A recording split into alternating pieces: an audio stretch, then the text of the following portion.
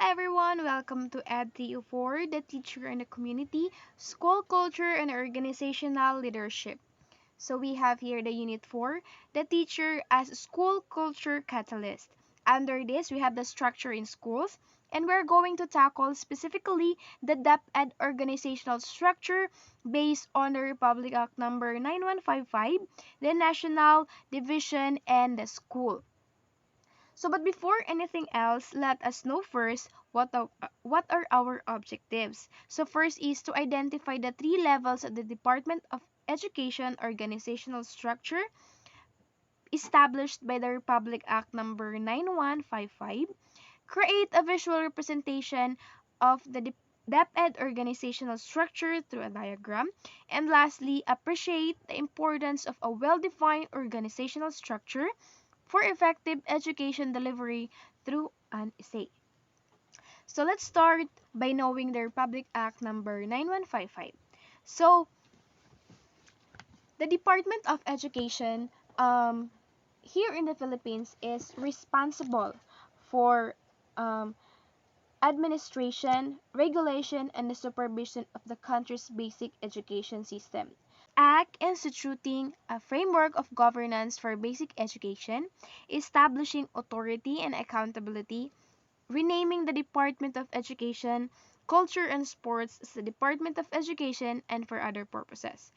And on the section 1 short title, this act shall be known as the Governance of Basic Education Act of 2001. And under for the section 2 of this RA, which is the declaration of the policy, we have two. First one is to protect and promote the right of all citizens to quality basic education. The second one is to make such education accessible to all by providing all Filipinos children a free and compulsory education in elementary level as well as a free education in high school level. So we have also here section 3, purposes and objectives. So we have the first one, which is to provide a framework which shall set the general directions for educational policies and standards and establish authority, accountability, and responsibility for achieving a higher learning outcomes. Next to that is to define the roles and responsibility of and provide resources of the field offices which shall implement educational programs, projects, and services in communities as they serve. Next one is to make schools and learning centers the most important vehicle for the teaching and learning of the national values and for developing in the Filipino learners the love of country and pride on its rich heritage of. So next one is to ensure that schools and learning centers receive the kind of focused attention they deserve and that educational programs, projects, and services take into account the interest of all the members of the community. So the next one to it is to enable the schools and learning centers to reflect the values of the community by allowing the teachers or the learning facilitators and other to have that flexibility to serve or be flexible in serving all the needs of each learners. Second to the last one, we have to encourage local initiatives for the improvement of the schools and learning centers and to provide by means of which these improvements may be achieved and sustained. For the last one, we have to establish schools and learning centers as facilitates where school children are able to learn a range of core competencies prescribed for elementary and as well as for the high school programs, or where out of school youth adults or learners are provided alternative learning programs and receive accreditation for at least equivalent of a high school education. Now let's proceed to the DepEd organizational structure. We have the first one in the diagram. We have the national level or the office of the secretary. So at the top there is the Secretary of Education. She or he is in charge of making education policies for the entire country. So he or she has the great responsibility. So the secretary is responsible for formulating policies and plans, programs related to basic education in the country. So under the secretary, there are the various bureaus, services, and offices that help in the implementation of the education policies. So we have the office of the secretary, office of the undersecretaries, office of the assistant secretaries, and under that we have the teacher education council on our left, and on our right we have the internal audit services.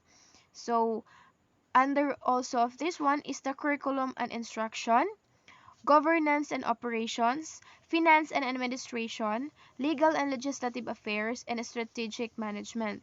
So here as well we have under the field operations, we have the regional offices, we have the schools division offices, and the schools and learning centers.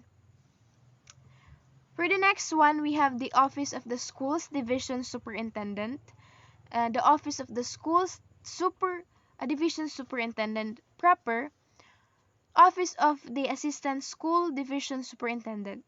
So we have here um, So we have the curriculum implementation divisions. Under it as well, we have the learning resources management, instructional management, and the alternative learning system. The next one is the governance and operation division. We have also under this the school health and nutrition, education facilities. We have the human resource development, planning and research, social mobilization and networking, and monitoring and evaluation. We have also the schools, the different schools. ICT section, we have the administrative section and the budget section and accounting section. These are under this office of the schools division. So in the division level, these represent the next tier in the organizational structure. So we have the country is divided into several divisions which are headed by the division superintendent, and each division is responsible for the supervision and management of schools within its jurisdiction or under this. Let's proceed to the organizational structure of the schools, or we have the first one for the elementary schools. As we can see, we have the principal above. The left is the grade coordinator or the curriculum coordinator. And our right, we have the guidance counselor. Under this, we have the teachers. And under the teachers, we have the pupils. Next one is the organizational structure for the secondary school. We have the principal. On our left, we have the head teachers or the department heads. On our right, we have the guidance coordinator. We have the librarian, guidance counselor. The next to it is we have the teachers underneath the students. So each school has a school head. They are responsible for running the school and making sure that students receive that quality kind of education. And the school head has teaching and non-teaching staff and members who help them with the day-to-day operation of the school. In summary, the DepEd has a national level with the Secretary of Education. We have the division level with the division superintendents, and the school level with school heads, of course. Overseeing individual schools. It offered a framework for governing education, decentralizing control to the field of elevating the school and learning facilities to central positions in the educational system. So it is a work in progress. As we move forward, let us remain dedicated to the vision and empowered, informed, and globally competitive Filipino society through education. That ends our discussion for this topic, and thank you and God bless.